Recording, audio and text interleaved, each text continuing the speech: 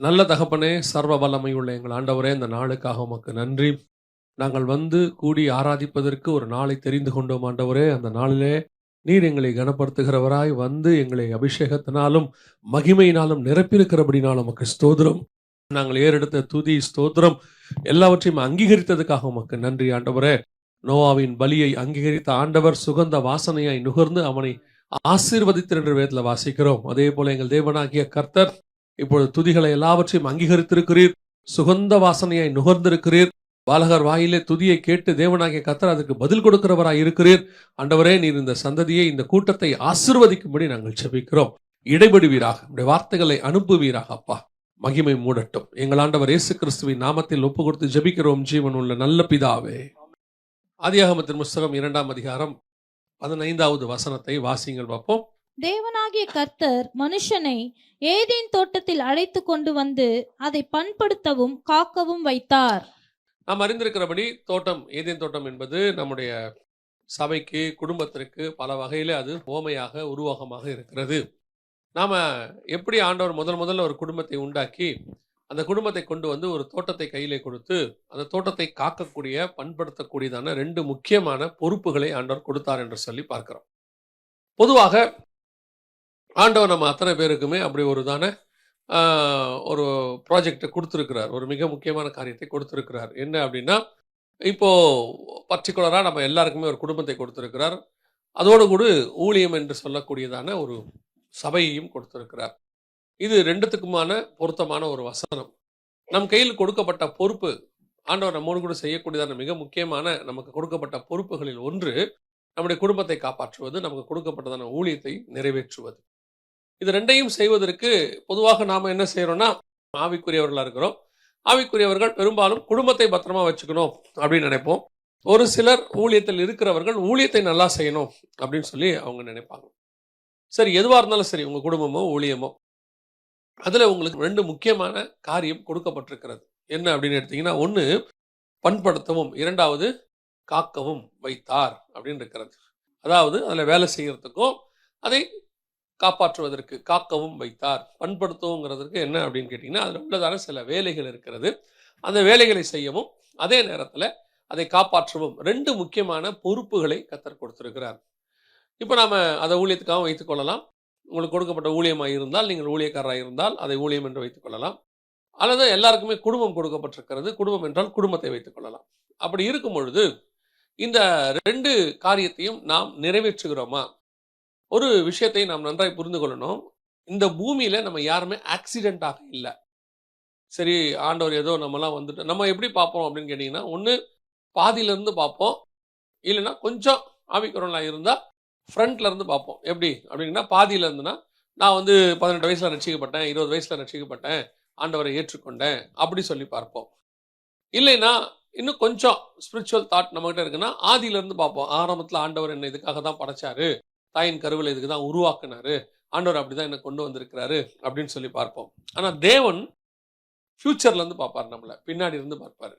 ஏதாவது நமக்கு ஒன்று கர்த்தர் பரலோகத்தில் நியமித்து வைத்திருப்பார். அதை நியமிப்பதற்காகத்தான் ஆண்டவர், அந்த காரியத்துக்காகத்தான் நம்மளை கர்த்தர் பூமிக்கே கொண்டு வந்தார். இப்போ உதாரணமா நான் ஒரு எக்ஸாம்பிள் தான் சொல்றேன், இது இந்த செய்திக்கானதல்ல, ஆனால் ஒரு உதாரணம். நம்ம என்ன நினைக்கிறோம், ஆபிரகாமை கர்த்தர் அழைத்து கொண்டு வந்து கானானிலே வைத்தார், அங்கே ஈசாக்கை கொண்டு வந்தார், அதன் மூலமாக அப்படின்னு நம்ம நினைக்கிறோம் இல்லையா? ஆனால் பரலோகத்தோட வியூ என்ன அப்படின்னா, பரலோகத்தில் ஒரு திட்டம் இருக்கிறது. அதாவது பரலோகத்தினுடைய மிக முக்கியமான திட்டம் அது. அதனுடைய விளைவாக ஆண்டவர் ஒரு கூட்டத்தை அங்கே கொண்டு வர வேண்டும் என்று விரும்புகிறார். உதாரணமா பிசாசும் அவன் கூட ஒரு பிசாசின் கூட்டமும் கீழே விழுந்து விடுகிறது. இப்போ அதுக்கு ஆல்டர்னேட்டா ஒன்று உருவாக்கணும். அதனுடைய மேப், பிளான் அப்படிதான் மனுஷனை படைக்கிறார். அந்த பிளான் மேப்ல இயேசு கிறிஸ்து வரணும். இயேசு கிறிஸ்து மூலமா ஒரு பரிசுத்த கூட்டம் பரலோகத்துக்கு வரணும். இது ஆரம்பத்தில் பரலோகத்தில் இருக்கு. அதன் அடிப்படையில் தான் ஆதாம் ஏவாளே படைக்கப்பட்டாங்க. அந்த இதுல தான் ஆபிரகாம் வர்றாரு, அதுல தான் ஈசாக்கு, அதுல தான் இயேசு கிறிஸ்து அப்படி வராங்க. ஸோ நாம பார்க்கும்போது ஒன்று ஆரம்பத்துல இருந்து பார்ப்போம், அல்லது நடுவுல இருந்து பார்ப்போம். ஆனா தேவன் ஃபியூச்சர்ல இருந்து பார்ப்பார். இதோட ஃபியூச்சர் அவருக்கு தெரியும், கடைசியில இருந்து அவர் பார்ப்பார். ஸோ அப்போ நமக்கும் அந்த பிளான் தெரியணும். ஆவிக்குரியவர்களுக்கு என்ன செய்யணும்? அந்த பிளான் தெரியணும். அந்த பிளான் தெரியாவிட்டால் நாம் ஏதோ இந்த உலகத்தில் ஒரு பிளானோட கூட ஓடிட்டே இருப்போம். எதுக்காக அப்படின்னு உதாரணமா அதே எடுத்துக்கோங்க. ஆபிரகாமுக்கு ஈசாக்கை பத்தினதானும் அதுக்கப்புறம் வரக்கூடிய இயேசு கிறிஸ்துவை பத்தின பிளான் ஒரு இடத்துல தெரிஞ்சிச்சு. ஆனா அதுக்கு முன்னாடி அவருக்கு அந்த பிளான் தெரியாது. அப்புறம் என்ன செய்றாரு, நம்மள மாதிரியே ஒரு மனுஷனை, அதாவது ஒரு சாதாரண உலகத்து மனுஷனை மாதிரி ஃபர்ஸ்ட் கானானுக்கு கூப்பிட்ட உடனே அவர் கானானுக்கு போல, ஆரான்ல போய் தங்கி சம்பாதிக்கிறார். நல்லா சம்பாதிச்சு முடிச்சுட்டு கர்த்தர் சொல்றாரு, நான் உன்னை எங்க போக சொன்னேன், என்ன பண்ணிட்டு இருக்கிற, புறப்பட்டு கானானுக்கு போ அப்படின்னு சொல்றாரு. இப்போ அவர் கானானுக்கு வராரு. வந்த உடனேயும் இன்னும் கானான் விஷன் அவருக்கு வரல. கானான்ல உட்காந்துட்டு ஆண்டவரை கேட்கிறாரு, நான் பிள்ளை இல்லாமல் இருக்கிறேனே, இவ்வளவு சொத்து இருக்குதே, இவ்வளவுத்துக்கும் பிள்ளை இல்லையா எனக்கு அப்படின்னு கேட்கிறாரு. இப்ப கர்த்தர் எனக்கு ரொம்ப அதுல பிடிச்ச ஒரு வசனம், ரீசெண்டா வாசிக்கும் போது தான் எனக்கு அதுக்கு ஒரு விளக்கத்தை ஆண்டவர் சொல்லி கொடுத்தாரு. ஒருவேளை இந்த சப்ஜெக்ட் அதோட வரும், ஆனா நீங்க பாத்துக்கோங்க. அந்த 15ஆம் அதிகாரத்துல ஆண்டவர் ஆபிரகாமை பார்த்து, ஆபிரகாம் தான் ஆண்டவரை பார்த்து பேசுவார். ஆண்டவர் வந்தது வேற நோக்கம். நீங்க அந்த 15ஆம் அதிகாரம் 1ஆம் வசனத்தை வாசிங்க. இந்த காரியங்கள் நடந்த பின்பு கர்த்தருடைய வார்த்தை ஆபிரகாமுக்கு தரிசனத்திலே உண்டாகி, அவர், ஆபிராமே, நீ பயப்படாதே, நான் உனக்கு கேடகமும் உனக்கு மகா பெரிய பலனுமாய் இருக்கிறேன் என்றார். அவர் வந்தது வேற ஒரு விஷயத்துக்கு வந்திருக்கிறாரு. அவர் ஆபிரகாம்கிட்ட வேற ஒரு விஷயம் சொல்றாரு. இந்த காரியங்கள் நடந்த பின்பு பயப்படாதே. ஏன் அந்த பயப்படாதேங்கிற வேர்டை சொல்றாருன்னா, அதுக்கு முந்தின ஒரு சம்பவம் நடந்திருக்கு. என்னன்னா, இவர் போய் என்ன பண்ணிவிட்டாரு, ஒரு 5 ராஜாக்களை அடிச்சு போட்டு சோதம மீண்டும் லோத்தெல்லாம் காப்பாத்தி கொண்டு எல்லாத்தையும் கொடுத்துட்டாரு. இவரே அந்த ஊர்ல அந்த ஊர்க்காரங்களை பொறுத்த வரைக்கும், நீ எங்க இடத்துல வந்த பரதேசி அப்படின்னு சொல்லுவாங்க, நீ பரதேசியாய் வந்தவன் அப்படின்னு சொல்லுவாங்க. அந்த ஊர்ல இருந்து இவரே என்ன பண்ணிருக்காரு, இன்னும் கொஞ்சம் நீங்க வாசிச்சு பாத்தீங்கன்னா, அந்த ஊர் ஜனங்களோட ஒரு உடன்படிக்கை பண்ணி இருந்தாருன்னு இருக்கும். அவருடைய அர்த்தம் என்னன்னு கேட்டீங்கன்னு சொன்னா, அவரே அங்க ஒரு டாக்குமெண்ட் மாதிரி ஒன்று போட்டு வச்சு அங்க வாழ்றதுக்கு அவங்களோட இருக்கிறாரு. இப்போ நம்ம இங்க விசா எடுத்துட்டு சில ஒர்க் பர்மிட் மாதிரி அவர் ஃபர்ஸ்ட் டாக்குமெண்ட் ஒன்று போட்டிருப்பார் போல. டாக்குமெண்டா எழுத்தா இருக்காது, வசனம் சொல்றது, அந்த ஜனங்களோட ஒரு உடன்படிக்கை பண்ணி அப்படின்னு இருக்கு. அங்க இருக்கிறதுக்கு அவர் ஏதோ ஒண்ணு பண்ணி வச்சிருக்கிறார். திடீர்னு இவர் என்ன பண்ணிவிட்டாரு, ஒரு ஆக்ரோஷத்துல லோத்தை போய் கூட்டு போயிட்டாங்கன்னு உள்ள போய் அடிச்சு கிடிச்சு எல்லாத்தையும் கொண்டாண்டாரு. முடிச்ச பிறகுதான் தோணுது, என்னடா இப்படி அடிச்சு போட்டோமே அத்தனை பேரையும், திருப்பி வந்தா என்ன பண்றது, நம்மால இந்த ஊருக்கு என்ன ப்ராப்ளம் வந்தா என்ன பண்றது, இங்க இருக்கிறாங்களே எல்லாம் யோசிச்சுட்டு இருப்பார் போல.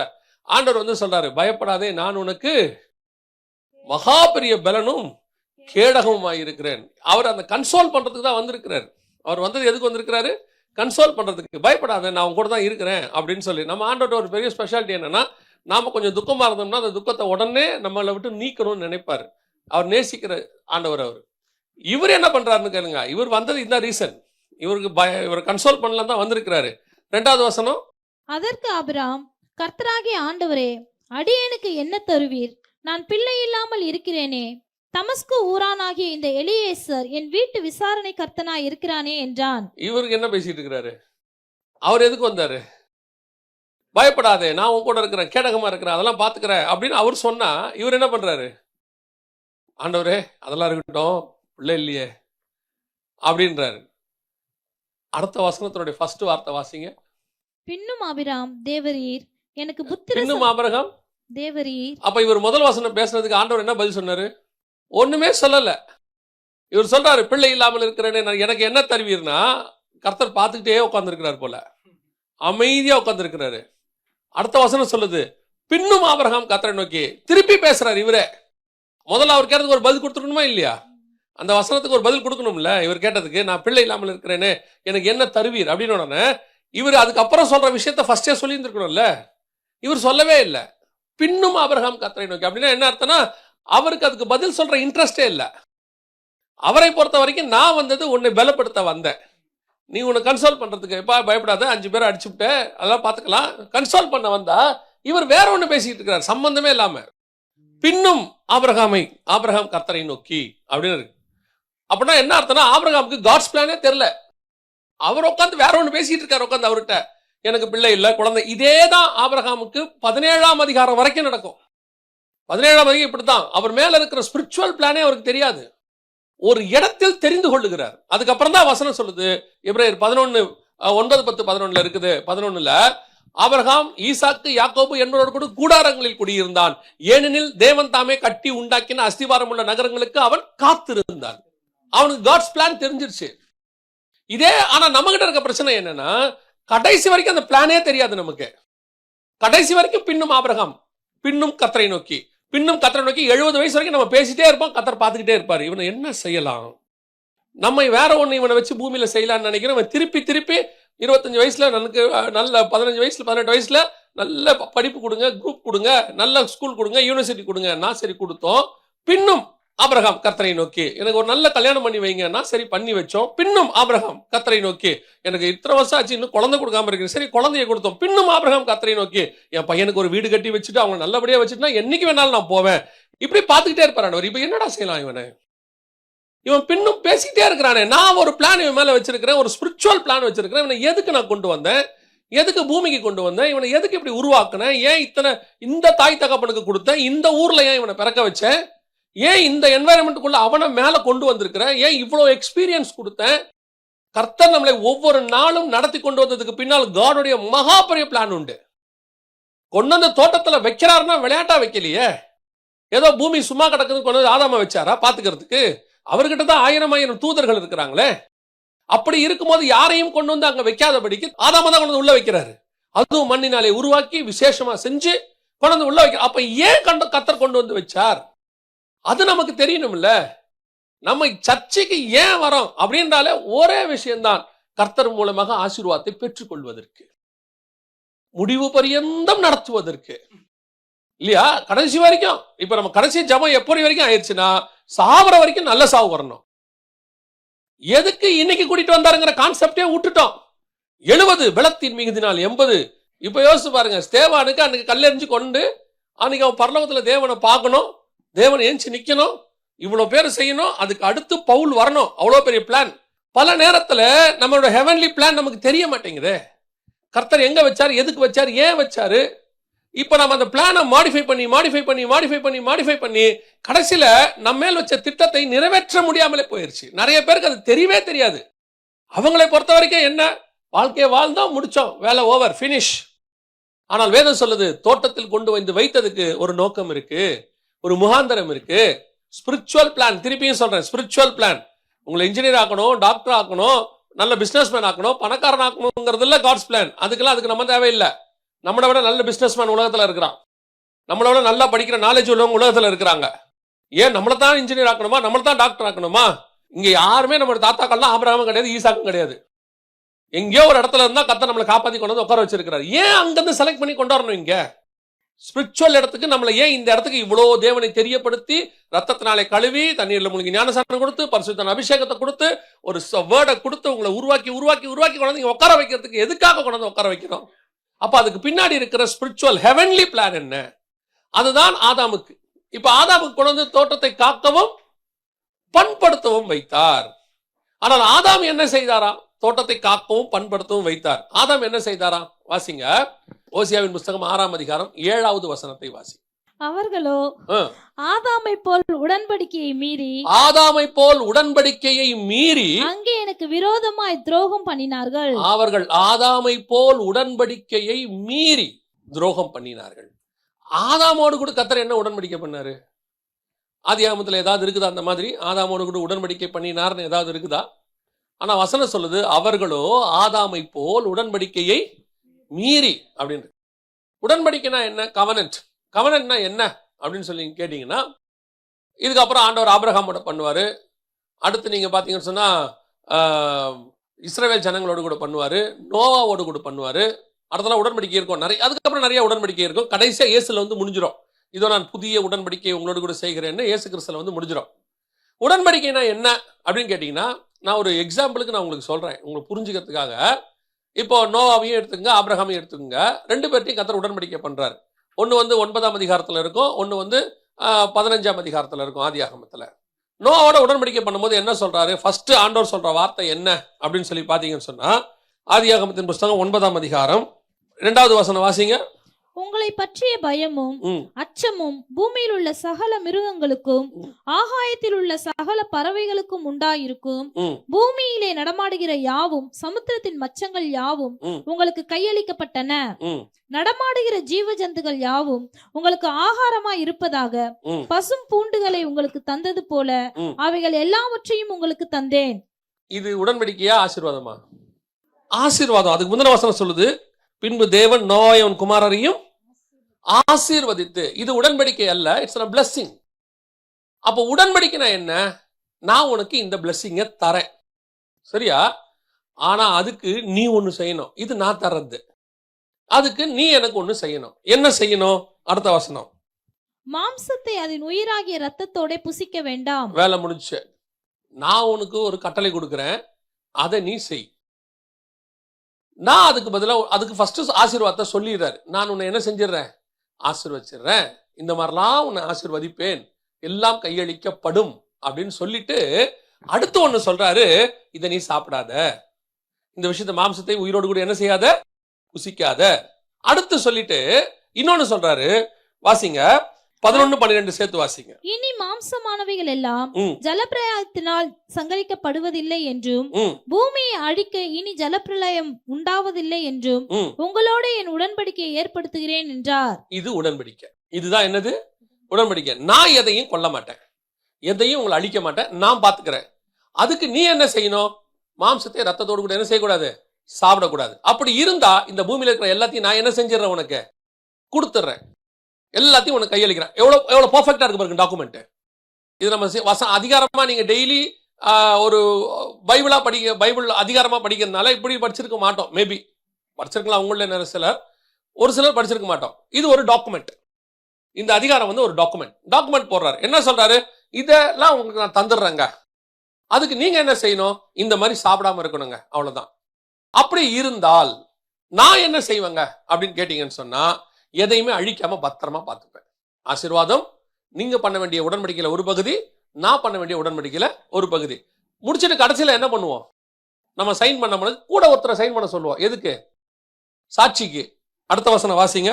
அன்றியும் தேவன் எனக்கும் உங்களுக்கும் உங்களிடத்தில் இருக்கும் சகல ஜீவ ஜந்துக்களுக்கும் நித்திய தலைமுறைகளுக்கென்று நான் செய்கிற உடன்படிக்கையின் அடையாளமாக நான் என் வில்லை மேகத்தில் வைத்தேன், அது எனக்கும் பூமிக்கும் உண்டான உடன்படிக்கைக்கு அடையாளமாய் இருக்கும். அவ்வளவுதான், வச்சாச்சு, அடையாளத்தை போட்டாச்சு, சாட்சி. இந்த வில்லுதான் சாட்சி. மேகத்தில் வைத்தார். இந்த மேகத்துல வச்ச வில்லுங்கிறது இயேசு. அவர் தான் மேகத்தின் மேல் வருகிறவர். எப்ப வருவாரு, ஜலப்பிரளயம்லாம் எப்பெல்லாம் பூமியை அழிக்கணும்னு நினைக்கிறனோ அப்பெல்லாம் இந்த வில்லு மேல வந்துடும். எப்பெல்லாம் உலகத்தை அழிக்கணும்னு நினைக்கிறனோ அப்பெல்லாம் இயேசு மேகத்தின் மேல் வருவார், நியாயத்திற்குப்படி. அப்படித்தான் நியாயத்திருப்புல மேன்மை கிருபை மேன்மை பாராட்டும், இரக்கத்தை மேன்மை பாராட்டும் வசனம் சொல்றாரு. சோ இது வந்து ஒரு டாக்குமெண்ட். இப்போ அடுத்து ஆபிரகாம் ஒரு உடன்படிக்கை பண்றாரு பாருங்க. நான் வந்து உங்களுக்கு உதாரணமா சொல்றேன். ஆபிரகாம் ஒரு உடன்படிக்கை பண்றாரு பாருங்க. 17ஆம் அதிகாரத்துல கர்த்தர் ஒரு உடன்படிக்கை பண்றாரு. இப்போ கர்த்தர் சொல்றாரு 7வது வசனம், உனக்கும் உனக்கு பின்வரும் உன் சந்ததிக்கும் நான் தேவனாய் இருக்கும்படி எனக்கும் உனக்கும் உனக்கு பின் தலைமுறை தலைமுறையாக வரும் உன் சந்ததிக்கும் நடுவே என் உடன்படிக்கையை நித்திய உடன்படிக்கையாக ஸ்தாபிப்பேன். இப்ப உடன்படிக்கை பண்ண போறேன்ட்டார். உனக்கும் எனக்கும் யார் யாருக்கு நடுவுல செய்ய போறோம். இப்ப அந்த உடன்படிக்கையில் இருக்கக்கூடியதான உனக்கு என்ன நான் தருவேன். அடுத்த வசனம், நீ பரதேசியாய் தங்கி வருகிற கானான் தேசம் முழுவதையும் உனக்கும் உனக்கு பின்வரும் உன் சந்ததிக்கும் நித்திய சுதந்திரமாக கொடுத்து நான் அவர்களுக்கு தேவனாய் இருப்பேன் என்றார். இது நான் செய்யறேன்னு சொல்லிட்டாரு. ஆனா இப்ப அவன் ஒண்ணு செய்யணும்ல உடன்படிக்கையில, அவன் என்ன செய்யணும். அடுத்த வசனம் சொல்றாரு, பின்னும் தேவன் ஆபிரகாமை நோக்கி, இப்பொழுது நீயும் உனக்கு பின் தலைமுறை தலைமுறையாக வரும் உன் சந்ததியும் என் உடன்படிக்கையை கை கொள்ளுங்கள். எனக்கும் உங்களுக்கும் உனக்கு பின்வரும் உன் சந்ததிக்கும் நடுவே உண்டாகிறதும் நீங்கள் கை கொள்ள வேண்டியதுமான என் உடன்படிக்கை என்னவென்றால், உங்களுக்குள் பிறக்கும் சகல ஆண் பிள்ளைகளும் விருத்த சேதனம் பண்ணப்பட வேண்டும். இதான் நீங்க பண்ண வேண்டியது. அப்ப நல்லா கவனிச்சு கொள்ளுங்க. இங்க அடையாளம் என்னன்னா ரத்தம். ஒவ்வொன்றுத்துக்கும் ஒரு டாக்குமெண்ட், பர்ஃபெக்ட் டாக்குமெண்ட். அது நான் என்ன செய்வேன், நீங்க என்ன செய்யணும், அதனால என்ன ஆசீர்வாதம் கிடைக்கும், அதுக்கு என்ன சாட்சி. இது ஆதாம்கிட்டையும் இருக்கு, அடுத்து நோவாகிட்டையும் இருக்கு, அடுத்து ஆபிரகாம்கிட்டையும் இருக்கு. இப்ப நமக்கு தேவை என்னன்னா, ஆதாமு கூட என்ன உடன்படிக்கை பண்ணினார். அங்க வசனம் சொல்றது, ஆதாம் என் உடன்படிக்கையை மீறினது போல. இங்க வந்து அது கொடுக்கப்படல. இந்த மாதிரி ஒரு டாக்குமெண்டாக தெளிவாக அந்த நோவாகிட்டையும் ஆபிரகாம்கிட்டையும் சொன்ன மாதிரி ஆண்டவர் இங்க பேசல. நமக்கு இங்க தெரியல, நமக்கு படிக்கும் போது நமக்கு புரியல, அவ்வளவுதான் இருக்கு. நமக்கு படிக்கும் போது புரியல. இப்போ கர்த்தர் சொல்றாரு அவர் என்ன செய்ய போறாரு அப்படின்னு சொல்றாரு ஆதாமு கிட்ட. வாசிங்க 1ஆம் அதிகாரம் 28வது வசனத்தை வாசிங்க. பின்பு தேவன் அவர்களை நோக்கி, நீங்கள் பலுகி பெருகி பூமியை நிரப்பி அதை கீழ்ப்படுத்தி சமுத்திரத்தின் மச்சங்களையும் ஆகாயத்து பறவைகளையும் பூமியின் மேல் நடமாடுகிற சகல ஜீவ ஜந்துக்களையும் ஆண்டு கொள்ளுங்கள் என்று சொல்லி தேவன் அவர்களை ஆசீர்வதித்தார். இவர் செய்யறது நான் என்ன செய்வேன் அப்படின்னு சொல்லிட்டார். இப்போ அவங்க என்ன செய்யணும், அடுத்து அவங்க செய்ய வேண்டியது என்ன அப்படின்னு கேட்டீங்கன்னா 2:17, ஆனாலும் நன்மை தீமை அறியத்தக்க விருட்சத்தின் கனியை புசிக்க வேண்டாம், அதை நீ புசிக்கும் நாளில் சாகவே சாவாய் என்று கட்டளையிட்டார். இது இவங்க செய்ய வேண்டியது. அங்க நோவா கிட்ட சாப்பிடக்கூடாதுன்னு சொன்னாரு, மாம்சத்தை ரத்தத்தோடு கூட புசிக்க வேண்டாம்னாரு. இங்க எல்லா பழத்தோடு கூட இந்த பழத்தையும் சேர்த்து சாப்பிட்றாதுன்னு சொன்னார். அது தனி, இது தனி, அது தனி, இது தனி. இங்க நோவாவையும் அவன் குமாரனை ஆசீர்வதித்து பூமியில பல்கி பெறுங்கன்னாரு. இங்க ஆபிரகாமை ஆசீர்வதித்து பூமியை நிரப்புங்கள்னு சொன்னார். பெர்ஃபெக்ட் டாக்குமெண்ட், கரெக்டா இருக்கு. இப்போ மீறுதல் என்றால் என்ன? ஆதாம் என் உடன்படிக்கையை மீறினான் அப்படின்னு சொன்னா என்ன அப்படின்னு கேட்டா நமக்கு இப்ப தெளிவா தெரியுது. டாக்குமெண்ட்ல போட்டதுல சாப்பிட வேணாம்னு சொன்னது அவர் சாப்பிட்டார், அவ்வளவுதான். இதான் உடன்படிக்கை மீறுதல். நம்ம இதை என்ன சொல்றோம் அப்படின்னு கேட்டா, ஆதாம் பழம் சாப்பிட்டாருன்னு சொல்றோமே, பாவம் செஞ்சாருன்னு சொல்றோமே. பைபிள் அதை எப்படி பாக்குதுன்னா மீறுதலாக பாக்குறது. பைபிள் எப்படி பாக்குது? மீறுதல். அதான் ரோமருக்கு எழுதும் போது வசனம் சொல்லுது, ரோமர் 5:14 வாசிங்க பார்ப்போம். அப்படி இருந்தும் மரணமானது ஆதாம் முதல் மோசே வரைக்கும் ஆதாமின் மீறுதலுக்கு ஒப்பாய் பாவம் செய்யாதவர்களையும் ஆண்டு கொண்டது. அப்படின்னா என்ன அர்த்தம்? ஆதாமுடைய மீறுதல் என்பது என்ன? ஓசியால வாசிக்கிறோம், ஆதாம் என் உடன்படிக்கையை மீறினான். ஆதாம் என்ன மீறினா? உடன்படிக்கையை மீறினா. அந்த உடன்படிக்கையின் மீறுதல்னா என்ன? அதனால மரணம் வந்துச்சு, எல்லாம் ஓகே தான். என்ன மீறினான்?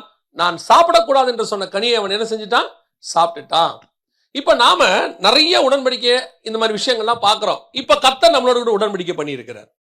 கர்த்தர் நமக்கு என்ன செஞ்சிருக்கிறாரு? உடன்படிக்கை பண்ணி இருக்கிறார். அதுல ஒண்ணு என்னன்னு கேட்டீங்கன்னு சொன்னா, நித்திய ஜீவன் அளிப்பேன் என்பதே பிதா நமக்கு பண்ண வாக்கு தத்தமா இருக்கிறது. அப்ப அதுக்கு அடையாளமா அவர் என்ன செய்யறாரு? நமக்கு ரத்தத்தை சிந்தி இருக்கிறாரு, அப்பா ரசம் கொடுத்து வச்சிருக்கிறாரு, இதை சாப்பிட சொல்லி இருக்கிறாரு. ஆனால் இதோடு கூட ஒண்ணு சொன்னாரு, அங்கே சகலவித கனிகளோட சேர்த்து நன்மை தீமை அறிக்கை கனியை சாப்பிடாத, இங்க மாம்சத்தோட சேர்த்து ரத்தத்தையும் புசிச்சிராத, இங்க அபாத்திரமாய் போஜனமானம் பண்ணிராத. அதேதான், போஜனமானம் பண்ணு, ஆனா அதோட என்ன பண்ணிராத?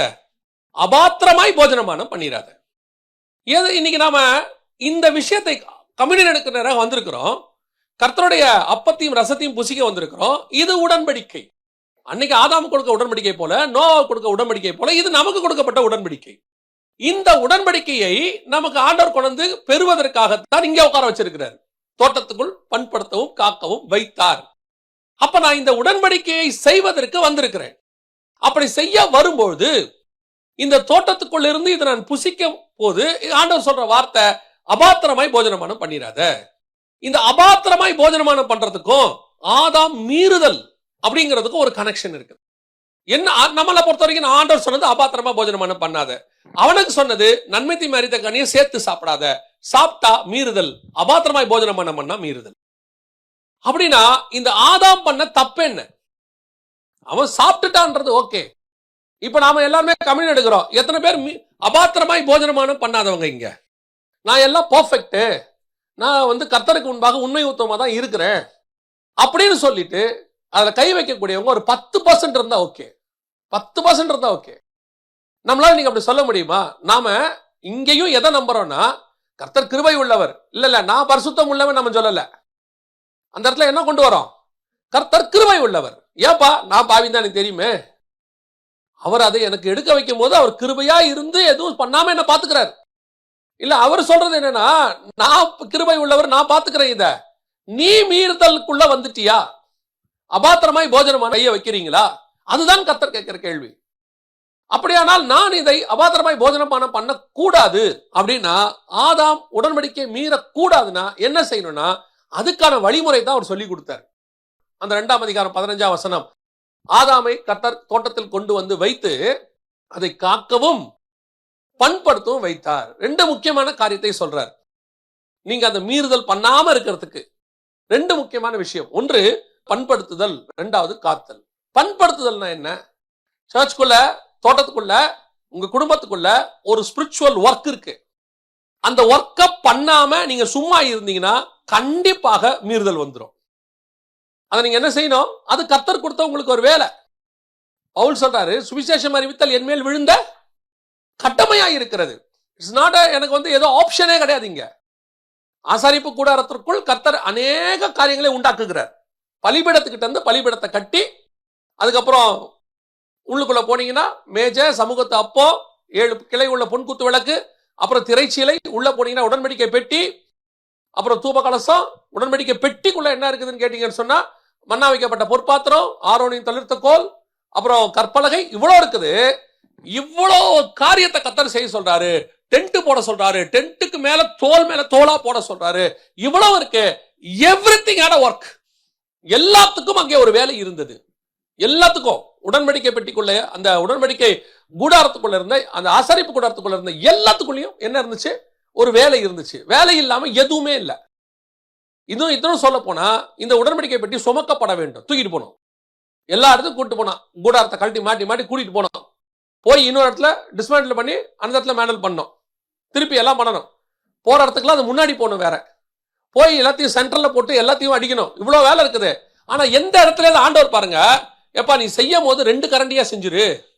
நீ செய்யும் போது ஒரு இந்த மீட்டர் துணியை கொஞ்சம் எக்ஸ்ட்ரா வாங்கி வச்சுக்கோ. ஏன் ஒரு இடத்துக்கு இன்னொரு இடத்த மாத்தும் போது கண்டிப்பா என்ன ஆகும்?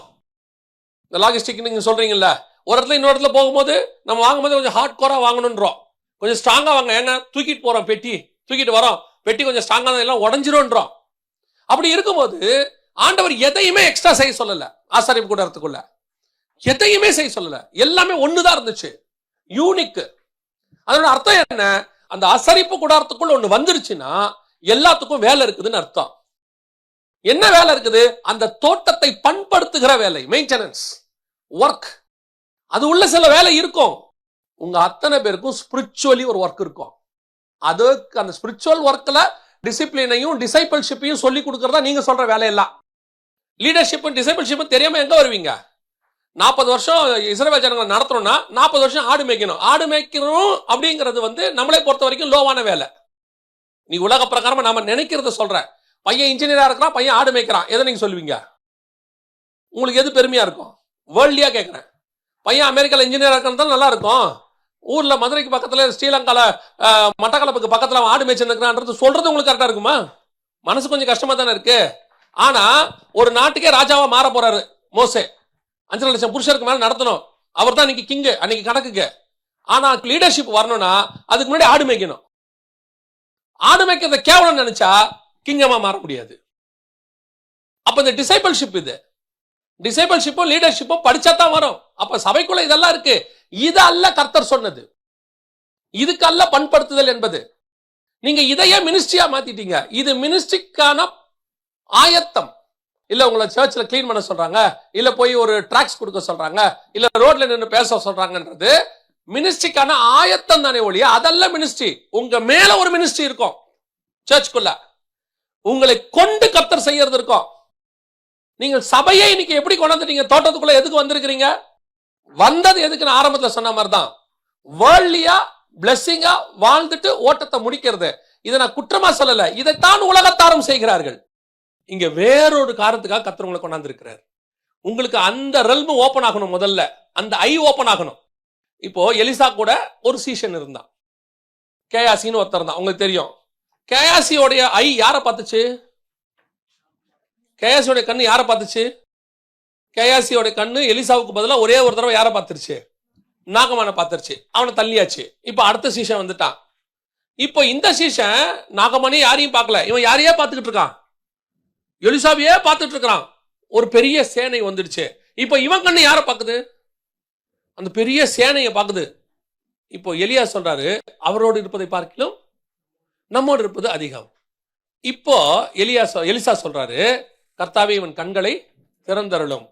இப்போ இவன் இவ்வளவு நாள் எலிசா கூட இருந்திருக்கிறான், எலிசாவையே பார்த்திருக்கிறான், நாகமான பார்க்கல. நாகமன் மாதிரி இவங்கிட்ட வந்த யாரையுமே பியூர்லி ஸ்பிரிச்சுவல் நல்ல டிசைபிள் கூடவே இருக்கிறான். ஆனால் இவனால் பார்க்க முடியாத இன்னொரு இடம் இருக்கு. அந்த இடத்தை பார்க்கும்படி கண்களை திறக்க சொல்றாரு. நீங்கள் எல்லாருமே ஸ்பிரிச்சுவல் பர்சன்ஸ். இங்க யாரும் பாவிகள் கிடையாது. எல்லாருமே இங்க கர்த்தருக்குள்ள நாங்கள் ஆவியில உண்மைதான். இதை யாரும் மாற்றிக்கிறது இல்ல. ஆனால் நீங்கள் வந்தது இங்க இருக்கிற எலியாவையோ எலிசாவையோ பார்க்க வரவில்லை. இங்கே வந்த நீங்கள் எங்கள் மூலமாக தெரிந்து கொண்டு வானத்தில் இருக்கிற இன்னொருத்த பார்க்க வந்திருக்கிறீங்க. அந்த ஐ ஓப்பன் ஆகணும். இங்க இருக்கிற எல்லாருக்கும் அந்த ஐ ஓப்பனே ஆக மாட்டேங்குதே. கடைசி வரைக்கும் உங்களுடைய பெரிய கான்செப்ட் என்ன? சர்ச்சுக்குள்ள நாம பாஸ்டர் கிட்ட நல்ல பேர் வாங்கி 25 வருஷம் பாஸ்டரோட இருந்துட்டோம்னா நாம எல்லாம் நல்ல விசுவாசி, இதுக்குத்தான் நாம வந்திருக்கிறோம். அவ்வளவுதான். நாம அந்த நல்ல பேரை வாங்கிட்டோம். பாஸ்டரும் பார்க்கும்போதெல்லாம் சொல்லுவாரு, 25 வருஷமா அந்த தம்பி நம்ம சர்ச்சில் இருக்கிறாரு. Right, good, fine. 26 வருஷம் இருக்கிற இன்னொரு ஆள் இருக்குது இன்னொரு சர்ச்சில். 30 வருஷம் இருக்கிற இன்னொரு ஆள் இருக்கு இன்னொரு சர்ச்சில். இங்க யாரும் உங்களுக்கு குறைய சொல்லல. பட் இந்த 25 வருஷமா உங்க கண்ணு இன்னொன்னு பார்க்காமையே உட்கார்ந்துருக்கு. இன்னொன்னு யோசிக்கவே இல்லை. உங்க கண்ணு முழுக்க முழுக்க எதை யோசிக்குதுன்னா, இந்த உலகத்தில் என்ன செஞ்சுட்டு நான் கடைசி வரைக்கும் சக்சஸ்ஃபுல்லா ஸ்பிரிச்சுவலா இருந்துட்டு சாகணும் அப்படிங்கிற கான்செப்டுக்குள்ளதான் இருக்கே ஒழிய, உங்க கண்ணு கொஞ்சம் கூட பரலோகத்துல இருக்கிற அதை ஓபன் பண்ணி எனக்கு மேல ஒரு அக்னி ரதம் இருக்கு. எலிசா எலியாவை பார்த்தாரு, மேல ஏறி போறதை பார்த்தாரு, சுழல் காற்றை பார்த்தாரு, ரெண்டத்தனையா பெற்றுக்கொண்டாரு. இப்ப நான் எலிசா கூட இருக்கிறேன். இதே எலிசாவை நான் பார்த்துக்கிட்டே இருந்தேன்னா எனக்கு 4 மடங்கு கிடைக்கும் ஆவிக்குரிய வாழ்க்கை. ஏன் வானம் திறக்கும், நான் அக்னி ரதத்தை பார்ப்பேன். அன்னைக்கு ஒரு அக்னி ரதம் வந்துச்சு, எலியாவையும் பிரிச்சுச்சு. அந்த அக்னி ரதத்தை ஏன் கண்ணு பார்க்கணும் அப்படிங்கிற எண்ணம் வரணும் இல்ல. கடைசி வரைக்கும் எலிசா கூடயே வாழ்க்கையை ஓட்டிடலாம். நிறைய பேருக்கு அவருடைய எண்ணம் என்ன, கூடவே அப்படியே இருந்து ஓட்டிடலாம். உலகத்தானுக்கு கூட ஒரு விஷன் இருக்கு. ஒருத்தன் நினைக்கிறான் நான் மார்ஸுக்கு போகணும்னு நினைக்கிறான், முடியுமா முடியாத வேற விஷயம். அவனுக்கு ஒரு விஷன் இருக்கு. ஒருத்தன் நினைக்கிறான் நான் ஜூபிட்டருக்கு போகணும்னு, இன்னொருத்தன் நினைக்கிறான் நான் இன்டர்நேஷனல் ஸ்பேஸ் ஸ்டேஷனை கட்டணும்னு, ஒருத்தன் நினைக்கிறான் வேர்ல்டையே பிடிக்கணும்னு. இவனுங்களுக்குள்ள இவ்வளோ விஷன் இருக்குதே. உங்க விஷனும் என் விஷனும் எவ்வளவு குறுகி இருக்கு பாத்தீங்களா, எவ்வளவு சின்னதா இருக்கு பாத்தீங்களா. இதுல ஒரு சாட்டிஸ்பாக்சனோட செத்து போகணும்னு நினைக்கிறீங்களே, நம்ம எவ்வளவு குறுக்கமான மக்கள் தெரியுமா. நம்மளை என்ன செஞ்சு வச்சுட்டோம் நம்ம மைண்ட்ல, இது சாட்டிஸ்ஃபைட், அவ்வளவுதான். இதற்காக நாம் அழைக்கப்படவே இல்லை. ஆபிரகாமுக்கு கொடுக்கப்பட்ட விஷன் ரொம்ப பெருசு. அவன் என்ன எதிர்பார்க்கிறான் தெரியுமா, ஆண்டவர் சொல்றாரு, நான் உன்னோட உடன்படிக்கை பண்றேன், இந்த தேசம் இருக்கு இல்லையா, இது முழுக்க உன் சந்ததிக்கும் உனக்கும் உன் சந்ததி எல்லாத்துக்கும் தந்துடுறேன்ப்பா. எங்க இருந்து எங்க வரைக்கும், ஈராக்ல இருந்து ஈஜிப்ட் வரைக்கும் எடுத்துக்கொண்டாரு. எங்க இருந்து எங்க வரைக்கும், ஐப்ராத் நதி முதல் கொண்டு எகிப்தின் நதி வரைக்கும். ஐப்ராத் ஈராக்ல இருக்கு, எகிப்துல இருந்து நைல் நதி, ஈராக்ல இருந்து ஈஜிப்ட் வரைக்கும் உனக்கு தந்துடுறேன் எடுத்துக்கோன்றான். அவன் சொல்றான், அதை அல்ல, அதெல்லாம் இல்ல, அதிலும் மேன்மதையாச பரம தேசத்தையே நாடின, எனக்கு ஒரு நகரம் ஏறி வருது அதை கொடுங்கன்றான். என்ன ஒரு தாட்டு, என்ன ஒரு ஸ்பிரிச்சுவல் மைண்ட், என்ன ஒரு விஷன், எப்படி இருக்கு பாருங்க. நான் ரொம்ப ஆச்சரியமா பார்ப்பேன். எஸ்தரை ராஜா கூப்பிட்டு சொல்றாரு ஃபர்ஸ்ட் டைம், எஸ்தர் உனக்கு என்ன வேண்டும். அடுத்த வார்த்தை சொல்வாரு, ராஜ்யத்தில் பாதி கெட்டலும் நான் உனக்கு தருகிறேன். எஸ்தர் சொன்னா, அதெல்லாம் ஒண்ணு வேணாம் ராஜா. என்னது ஒன்னும் வேணாமா, என்ன இப்படி சொல்லிட்ட, எவ்வளவு தெரியுமா, 127 நாட்டுல பாதி, 63 நாடு, 63 நாடு. எங்கிருந்து எங்க வரைக்கும், இந்தியால இருந்து இந்து தேசம் முதல் கொண்டு எத்தியோப்பியா வரைக்கும், சூடான் வரைக்கும். இன்னைக்கு இருக்கிற Sudan from India, Iran, Iraq, இன்னைக்கு இருக்கிற நாட்டெல்லாம் கணக்கு போட்டுக்குங்க. மிடில் ஈஸ்ட் முழுக்க மொத்தம், Egypt, Saudi Arabia, Lebanon, Syria, மொத்தம் சேர்த்து 127 கண்ட்ரிஸ். அதுல சொல்றாரு, பாதியை நான் உனக்கு தரேன், பாதி தந்துடுறேன் உனக்கு. கூப்பிட்டு சொன்னு சொல்றா, அதெல்லாம் வேணாம் ராஜா, நீங்க வச்சுக்கங்க, பரவாயில்ல. போயிட்டாங்க. ராஜா அமுச்சு விட்டாரு. என்னடா அவ எல்லாத்தையும் வேணான்ட்டு சாப்பாட்டு கூப்பிடுறாளே, ஒருவேளை அங்க வச்சு கேட்பாளோ. அங்க போனோன்னு ராஜா சொல்றாரு, விருந்து முடிச்சோன்னே, எஸ்தர் உனக்கு என்ன வேண்டும் சொல், ராஜ்யத்தில் பாதி கேட்டால் தரேன். அதெல்லாம் வேணாம் ராஜா, நீங்க வீட்டு போங்க. இப்போ ராஜாவுக்கு புரியவே மாட்டேங்குது. இவ பார்க்கும்போதும் கேட்டேன், ஒண்ணு வேணான்ட்டா. சரி, இவளை பார்க்க நான் போகும்போது கேட்டேன், ஒண்ணு வேணான்ட்டா. அப்புறம் எதுக்கு தான் என்ன கூப்பிட்டா, அப்புறம் தேசத்தில் பாதி கூட வேணும்னா இதை விட வேற என்ன எதிர்பார்க்கிறா. அவன் நினைக்கிறா, நீ என்ன பாதி கொடுக்குற, என் விஷனே 127, நீ என்ன தேசத்துல பாதி கொடுக்குற. ஒரு நாள் வரும், உன் பக்கத்துல உட்காருவேன், ராஜகுமாரத்தையா மாறுவேன், கிரீடத்தை வைப்பாங்க, 127 நாட்டுக்கு நான் தான் ராணி. விஷன் எவ்வளவு பெருசு பாருங்க. அந்த விஷன் வரணும். இது அல்ல, இதிலும் மேன்மையான பரம தேசத்தை அவள் நாடினாள். அப்போ எலிசா இருக்கிற ஊழியக்காரனுக்கு ஒண்ணு இருந்துச்சு, இது அல்ல, எலிசா கூட இருக்கிற சேனை அல்ல, மேல இருக்கிற அக்னி ரதத்தை பார்க்கணும். அப்ப நான் சர்ச்சுக்குள்ள உட்கார்ந்து இது அல்ல, இதுலயே என் வாழ்க்கை. இப்பவும் சொல்றேன், இது நான் உங்களுக்கு எச்சரிப்பா சொல்றேன், இந்த வேலையை நீங்க செய்யல, தோட்டத்தை காவல் காக்கிற வேலையை யாரு கொடுத்தாரு, ஆதாம் தானே கொடுத்தாரு. வாசிங்க ஆதியாகமத்தின் புஸ்தகம் 3ஆம் அதிகாரம் 24வது வசனத்தை வாசிங்க. அவர் மனுஷனை துரத்திவிட்டு ஜீவ விருட்சத்துக்கு போம் வழியை காவல் செய்ய ஏதேன் தோட்டத்துக்கு கிழக்கே கேருபீன்களையும் வீசிக்கொண்டிருக்கிற சுடரொளி பட்டயத்தையும் வைத்தார். எடுத்து வேலையை வேற ஒருத்தங்கிட்ட கொடுத்துட்டாரு. எதுக்கு கொண்டு வந்து வச்சு வேலையை கொடுத்து எதுக்கு ஒன்று உட்கார வச்சு என்ன விஷன் கொடுத்தாரோ அந்த விஷனை நீங்க செய்யலைன்னா எடுத்து இன்னொருத்தங்கிட்ட கொடுத்துருவாரு. எப்பவுமே ஒரு விஷயத்த நல்லா மைண்ட்ல வச்சுக்கணும். கர்த்தர் நாம் ஒருவனை மாத்திரம் நம்பி இருக்கிறவர் அல்ல. இவனை விட்டா வேற ஆளே இல்லை, நான் என்ன செய்வேன், அதுக்கப்புறம் நான் என்ன பண்ணுவேன், இந்த ஒர்க்கை செய்ய முடியாம போச்சேன்னு இல்லை. அவருக்கு 7000 வருஷம் ஹிஸ்டரி இருக்கு, 6000 வருஷம் மனுஷனை பத்தின ஹிஸ்டரி இருக்கு. அவருக்கு தெரியும் ஆதாம்ல இருந்து ஆளை ஆல்டர்னேட் வச்சுக்கிட்டே இருப்பாரு. ஒரு ஆள் சவுல் இல்லையா, தாவீதை கொண்டு வருவாரு, இமிடியேட்டா கொண்டு வருவாரு. யூதாஸ் போனானா பவுலை கொண்டு வருவாரு. கர்த்தர் ஆல்டர்னேட் வச்சுக்கிட்டே இருப்பாரு. ஆதாம் காவல் செய்ய இல்லையா, கொண்டா கேருபீன்ட்டாரு, அவனவை காவலுக்குட்டாரு, இவனை விட ஸ்ட்ராங்கான வைடான்ட்டாரு. இருக்கிறதுல கொடுமையான விஷயம் என்ன தெரியுங்களா, எனக்கு கொடுக்கப்பட்ட அழைப்பை நான் செய்யாமல் என் எதிரில் இன்னொருத்தன் செய்வதை நான் பார்ப்பது. பயங்கர கொடுமை தெரியுமா உங்களுக்கு. எனக்கு ஒரு அழைப்பை கொடுத்து அந்த அழைப்பை நான் என் மீறுதல்ல இழந்துட்ட பிறகு அதே அழைப்பை எதிரில் ஒருத்தன் செய்யறத கர்த்தர் வேணுன்ட்டா எதிரில் இருக்கிறவன் செய்ய வைப்பாரு, கூட இருக்கிறவனை செய்ய வைப்பாரு, அவனை செய்ய வச்சு நம்ம கிட்ட உணர்த்துவாரு, அவன் செய்யறான் பாரும்பாரு. அந்த மாதிரி ஒரு பெயின் இருக்கு பாருங்க, ஸ்பிரிச்சுவல் பெயின். உலகத்துல வேற ஒண்ணு கிடையாது. கர்த்தர் உங்ககிட்ட ஒண்ணு சொன்னா நீ செய்யணும், அது உனக்கு கொடுக்கப்பட்டது, நீ தான் செய்யணும். காரணம், இந்த நீங்க செய்யும் பொழுது அதோட ரிசல்ட் பலன் பரலோகத்தில் இருக்கிறது. கானானுக்கு ஆபிரகாம் போனதனுடைய பலன் எங்க இருக்குன்னா பரலோகத்தில் இருக்கு. பரமதேசத்தையே நாடினா அங்க வந்துருது, அது ஹெவன்லி பிளான்ல வந்துருது.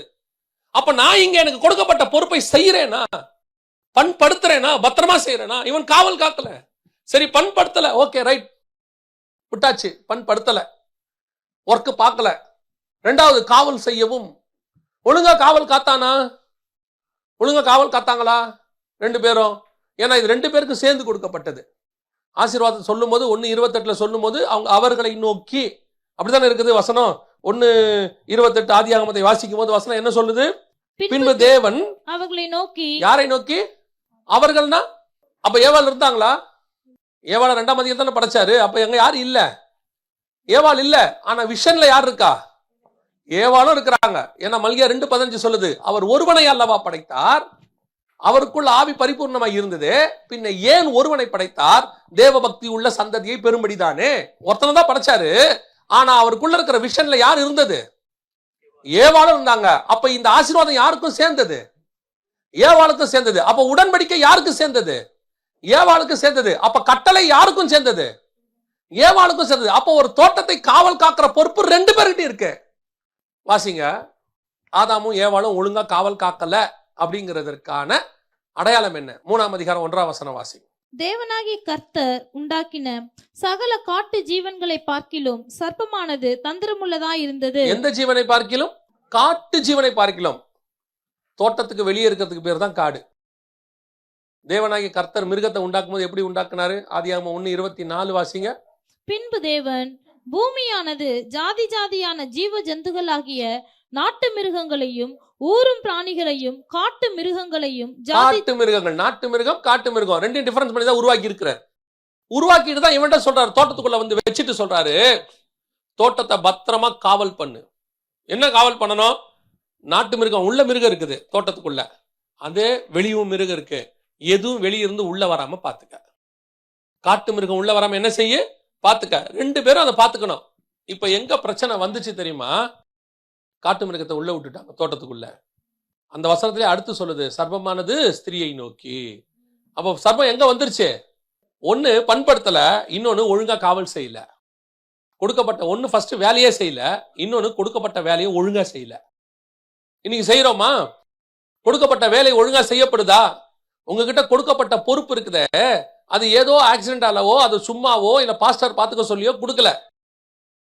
நான் சொல்றது வந்து எல்லாத்துக்கும்.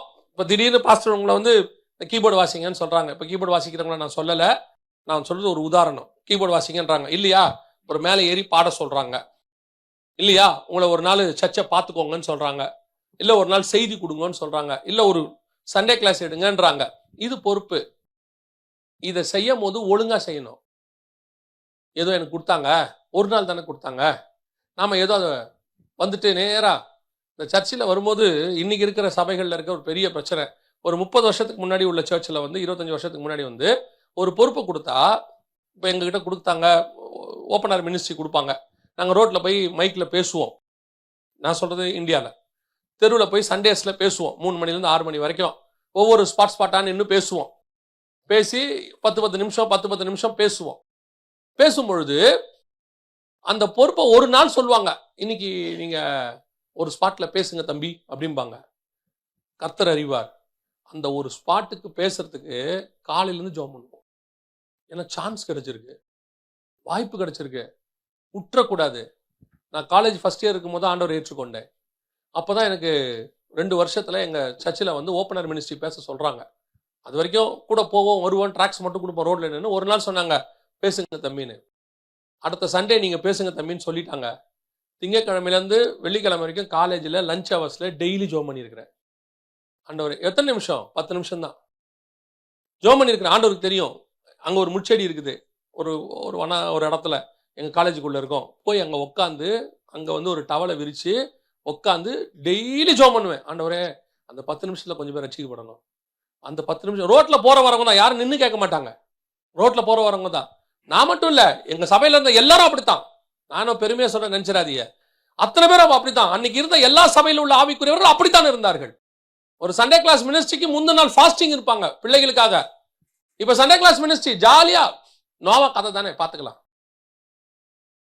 இல்ல, உங்ககிட்ட கொடுக்குற பொறுப்பு என்னன்னு கேட்டா, அந்த பிள்ளைகளை பாதுகாக்கிறது மட்டுமில்ல, உனக்கு கொடுக்க போற அடுத்த பொறுப்புக்கான எக்ஸாமினேஷன். கர்த்தர் பரலோகம் உன்னை நம்புதுங்கிறதுக்கான எக்ஸாமினேஷன். இதுல ஒழுங்கா பண்ணதான் அடுத்த பொறுப்பு. கொஞ்சத்தில் உண்மையா இருந்தால் அநேகத்தின் மேல் அதிபதியாய் வைப்பார். எனக்கு கொடுக்கப்பட்ட பொறுப்பு சின்னதுன்னு நினைக்காதீங்க, சின்னது மட்டும் நினைக்காதீங்க. சர்ச்சில் என்ன செய்ய சொல்றாங்கன்ட்டு, எனக்கு கொடுக்கப்பட்ட பொறுப்புல நான் கொஞ்சத்துல உண்மையா இருந்தா போதும், என்னுடைய ஹெவன்லி விஷன் ஓபன் ஆயிடும். அதான் எனக்கு செலக்ஷன். இப்ப ஆண்டவர் சொன்னாரு, அந்த பாத்துக்கப்பா, இந்த தோட்டத்தை பாத்துக்க. திடீர்னு பாம்பை உள்ள விட்டாங்க. வசனம் சொல்லுது, பாம்பு உள்ள வந்த உடனே ஸ்திரீயானவள் வஞ்சிக்கப்பட்டாள். அப்படிதானே இருக்குது? அப்படிதானே இருக்கு? வாசிங்க 1 தீமோத்தேயு 2:14 வாசிங்க. ஆதாம் வஞ்சிக்கப்படவில்லை, ஸ்திரீயானவளே வஞ்சிக்கப்பட்டு மீறுதலுக்கு உட்பட்டாள். 2 பேரும் தானங்க சாப்பிட்டாங்க. அதென்ன ஒருத்த வஞ்சிக்கப்படவில்லை ஒருத்தி வஞ்சிக்கப்பட்டாள்னு இருக்கு? 2 பேரும் தானே பழம் சாப்பிட்டாங்க. ஆனால் இங்கே சொல்லும் பொழுது ஆதாம் மீறினான், ஆதாம் மீறினான், ஸ்திரீ வஞ்சிக்கப்பட்டாள். டிஃபரன்ஸா வேர்டு மாத்தி யூஸ் பண்றார் ஆண்டவர். 2 பேரும் வஞ்சிக்கப்பட்டார்கள் சொல்லல, 2 பேரும் மீறினார்கள் சொல்லல. ஆதாம் உடன்படிக்கையை மீறினான். வசனம் தெளிவா இருக்கு தீமோத்தேயுல. ஆதாம் வஞ்சிக்கப்படவில்லை, ஸ்திரீயானவளே வஞ்சிக்கப்பட்டாள். மீறுதல் வேறு, வஞ்சித்தல் என்பது வேறு. வஞ்சித்தல்னா ஏமாற்றப்படுதல். அவள் ஏமாற்றப்பட்டால், இவன் மீறினான். ஏமாற்றப்பட்டால்னா என்ன அர்த்தம்னா, தெரியாம கூட ஏமாற முடியும். ஆனா மீறுதல்னா தெரிஞ்சு செய்வது. எனக்கு ஒரு வேலை கொடுக்கப்பட்டது, அந்த வேலையில் நான் என்ன செஞ்சிட்டேன்? மீறுதல். உடன்படிக்கையை நான் மீறிட்டேன். சாப்பிடாதன்னு சொன்னதை நான் சாப்பிட்டுட்டேன். ஆனா ஸ்திரீயானவள் என்ன செய்யப்பட்டாலாம்? வஞ்சிக்கப்பட்டானா. ஏவாள் எப்படி வஞ்சிக்கப்பட்டா? வாசிங்க 2 கொரிந்தியர் 11:3-4 வாசிங்க. ஆகிலும் சர்ப்பமானது தன்னுடைய தந்திரத்தினாலே ஏவாளை வஞ்சித்தது போல, சர்ப்பமானது தன்னுடைய தந்திரத்தினாலே ஏவாளை வஞ்சித்தது போல, உங்கள் மனதும் கிறிஸ்துவை பற்றிய உண்மை நின்று விலகும்படி கெடுக்கப்படுவோம் என்று பயந்திருக்கிறேன். அப்ப பவுல் எதை கனெக்ட் பண்றாருன்னா, எப்படி சர்ப்பம் வந்து இந்த இடத்துல ஏவாளை வந்து பழம் சாப்பிடுன்னு சொல்லி வஞ்சித்ததை எதுக்கு ஈக்குவலா கொண்டாரு? ஒரு உபதேசம் எப்படி சபைக்குள் வந்து சபையில ஏமாற்றுகிறது, அதே மாதிரி நீங்கள் ஏமாறுவீர்களோ என்று ஸ்திரீயானவளை சர்ப்பம் வஞ்சித்தது போல உங்கள் இருதயம் கிறிஸ்துவை பற்றிய உண்மை நின்று விலகும்படி கெடுக்கப்படுமோ என்று பயந்திருக்கிறேன். அப்ப என்ன அர்த்தம்? சர்ப்பம் வந்து சாப்பிடுன்னு சொன்னது ஒரு உபதேசம். சாப்பிடுன்னு சொன்னது உபதேசம். என்ன உபதேசம்? ஏமாற்றுகிற உபதேசம். எது ஏமாற்றுகிற உபதேசம்? அவர் சொல்றாரு சாப்பிட்டா சாவேன்னு, இவன் சொல்றான் நீ சாப்பிட்டா சாவ மாட்டேன்னு. அவ்வளவுதான். அப்படியே ஆப்போசிட்டா சபை, உங்களுக்கு ஒரு நல்ல சபையில் இருக்கிறீங்க, நல்ல வசனம் கொடுக்குறாங்க, உங்களுக்கு கொடுக்கப்படுது. இன்னைக்கு சர்ப்பம் தோட்டத்துக்குள்ள நுழையிற மாதிரி இன்னைக்கு உங்க வீடுகளுக்குள்ளே கள்ள உபதேசமும் தேவனுடைய விரோதமான உபதேசமும் ஏடாகூடமான உபதேசமும் சபைக்குள்ளே வருகிறது, உங்களுக்குள்ளே வருகிறது. அன்னைக்கு ஒரு பெரிய பிளஸ் பாயிண்ட் எங்க காலத்துல என்னன்னு கேட்டீங்கன்னா, சர்ச்சை விட்டாச்சுன்னா கள்ளோபதேசம் எங்களுக்கு வரணும்னா கள்ளோபதேசக்காரன் வீட்டுக்கு வரணும். அதான் 2 ஆப்ஷன். இப்போ அப்படி இல்லை. இன்னைக்கு கள்ளோபதேசக்காரன் உங்களுக்குள்ள வர்றதுக்கு 100 வழி இருக்கு. ஃபேஸ்புக் வழியா வரான், வாட்ஸ்அப் வழியா வரான், நேரா வராங்க. அதுவும் நீங்க வெளிநாட்டுல இருக்கிறீங்களா, சொல்லவே வேண்டாம். பக்க வழியா விசிட்டிங் பாஸ்டர்ஸ்னு கொஞ்சம் பேர் இருக்கிறாங்க. உங்களுக்கு என்ன, வரவங்க வந்து எப்படின்னு சொன்னா என்ன இருக்காங்கன்னு ஒண்ணுமே தெரியாது. உங்களை பொறுத்த வரைக்கும் நீ சாகவே சாக மாட்டாய்னா சூப்பர், தேவர்களை போல இருப்பாய், அவ்வளவுதான். உங்களுக்கு இப்ப இதான் பக்க வழியாய் நுழையிறது தான் பெருசா இருக்கு. அன்னைக்கு வாய்ப்பே இல்ல. யோசிச்சு பாருங்க, அவர் வந்து நமக்காக இலவசமாக வாசலை திறந்தாருன்னு இருக்கு. இன்னைக்கு பக்க வழியாக இந்த உபதேசங்கள் உள்ளே வருது. இதுக்கு காரணம் என்ன? நீங்க வஞ்சிக்கப்படுறது இல்லாம ஒரு இதுக்கு அடுத்து இன்னொரு ப்ராப்ளம் இருக்கு, அதை நான் சொல்லிட்டு முடிச்சிடறேன். நீங்க வஞ்சிக்கப்படுவது என்ன நோக்கம்? You are not maintaining. நீங்க ஒழுங்காக காவல் செய்யவில்லை. இரண்டாவது, பண்படுத்தவும் இல்லை, காவல் செய்யவும் இல்லை. பிள்ளைகளை போய் நீங்க சொல்றீங்கல்ல, ஏன் பிள்ளைங்க இப்படி ஆயிட்டாங்க, சாரி டு சே, தப்பா எடுத்துக்காதீங்க. சரியான காவலாளி வீட்டில் இருந்தால் உன் பிள்ளைகளை எதுவும் பாதிக்காது. இல்லைங்க, நாங்க ஒழுங்கா தான் இருக்கோம், பிள்ளைங்க ஸ்கூலுக்கு போய் கெட்டு போறாங்க, பிள்ளைங்க காலேஜுக்கு போய் கெட்டு போறாங்க. இந்த தேசம் அப்படி இருக்கிறது. தேசம் சோதமாகவே இருக்கட்டும், தேசம் சோதமாகவே இருக்கட்டும். உங்கள் பிள்ளைகள் குடியிருக்கிறது நேபுகாத் நேச்சாருடைய ஹெட் குவார்ட்டர்ஸ் பாபிலோனாகவே இருக்கட்டும், எங்க வேணாலும் இருக்கட்டும். உங்கள் பிள்ளைகளோடு கூட கர்த்தர் இருந்தால் அந்த இடம் உங்கள் பிள்ளைகளை போல மாறுமே ஒழிய உங்கள் பிள்ளைகள் அந்த இடத்தை போல மாற மாட்டார்கள். அதான் உண்மை. அப்ப யாரு காரணம்? காவல் செய்யாதது உங்க பிரச்சனை. நீங்க காவல் பண்ணிருக்கணும். என்னங்க காவல் பண்றதுல என்னங்க பிரச்சனை? நானும் எங்க பிள்ளைங்கிட்ட சொல்லதான் செய்யறேன், ஜோமனுங்கிற இல்ல. ஏலி கூட தான் சொன்னான் அவன் பையனை பார்த்து, நீ செய்வது சரியல்ல. அவன் சொன்னான்ல பிள்ளையை பார்த்து, ஏலி நீங்கள் செய்வது சரியல்ல, கர்த்தர் பொறுத்துக்க மாட்டார். ஆனா கர்த்தர் என்ன சொன்னா தெரியுமா ஏலியை பார்த்து? நீ என்னை பார்க்கலாம் உன் குமாரரை அதிகமாக நேசிக்கிறாய். ஏன்? ஏலி ரெண்டு பேரையும் கண்டிச்சாரு. ஒன்னு பசங்களை கண்டிச்சாரு, இன்னொன்னு அண்ணாலை கண்டிச்சாரு. ஆனா அண்ணாலை கண்டிக்கும் போது எப்படி கண்டிச்சாரு தெரியுமா? பேலியாளின் மகளே. எப்படி கண்டிச்சாரு?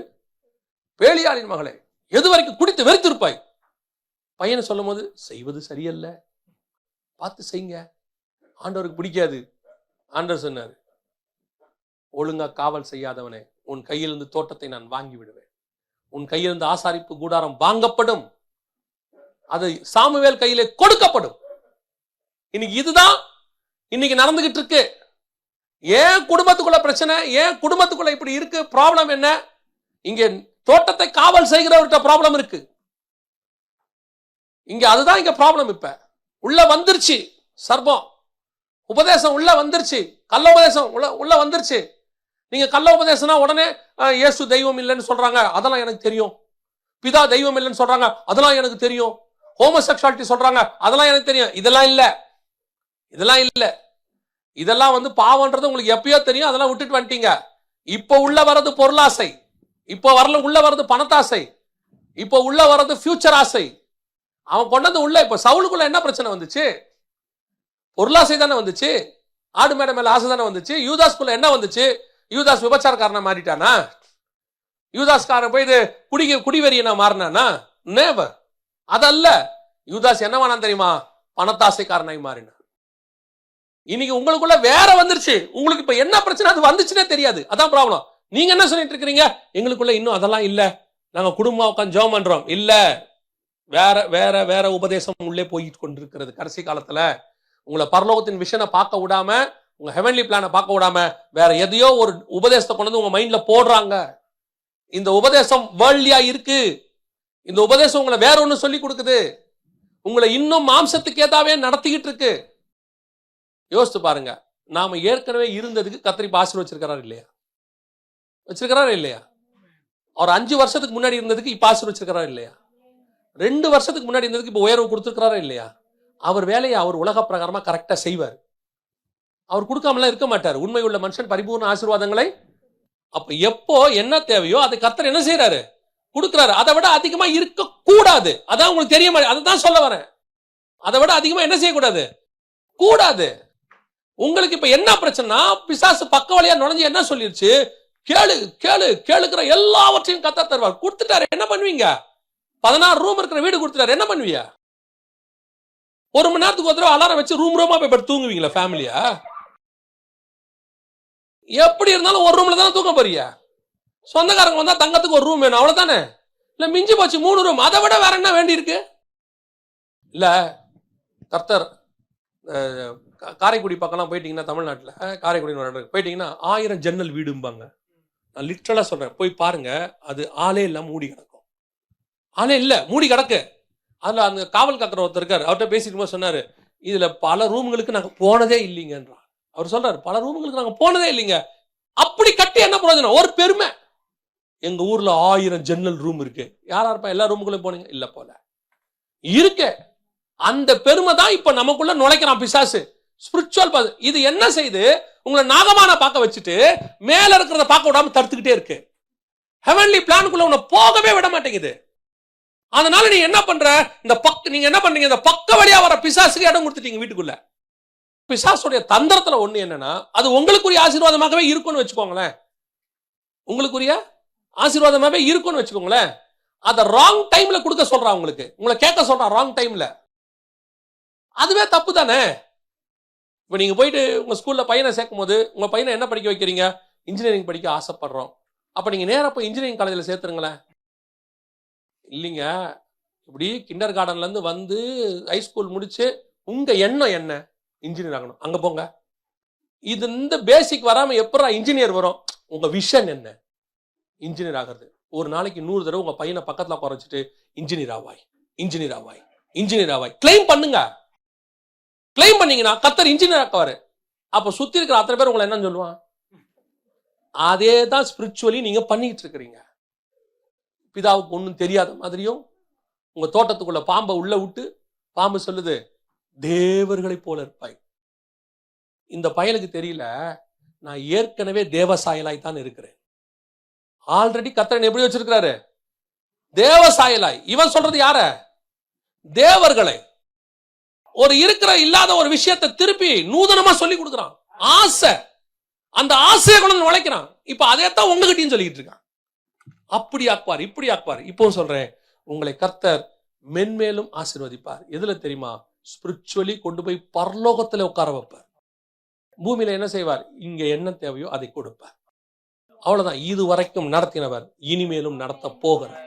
முடிவு பரியந்தம் அவர் நடத்த வல்லமை உள்ளவராய் இருக்கிறார். யாரை கைவிட்டாரு?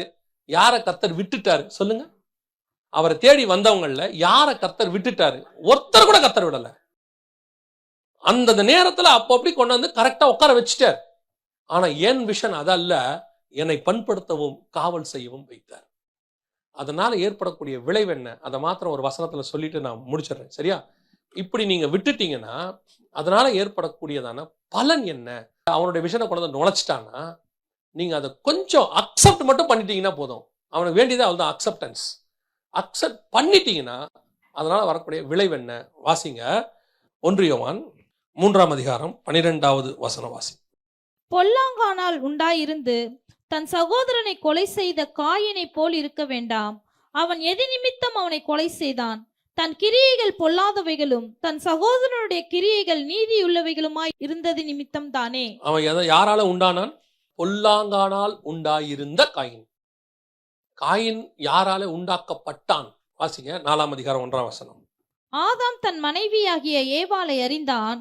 அவள் கர்ப்பவதியாகி காயினை பெற்று கர்த்தரால் ஒரு மனுஷனை பெற்றேன் என்றாள். கன்ஃபார்மா ஆதாமுக்கும் ஏவாளுக்கும் தான் காயின் பிறந்தான். அது வசனம் தெளிவா இருக்கு. ஆனா யோவான்ல சொல்லும் போது, ஸ்பிரிச்சுவலா சொல்லும் பொழுது, பொல்லாங்கானால் உண்டாயிருந்த காயினை போல. அவளோட அர்த்தம் என்ன?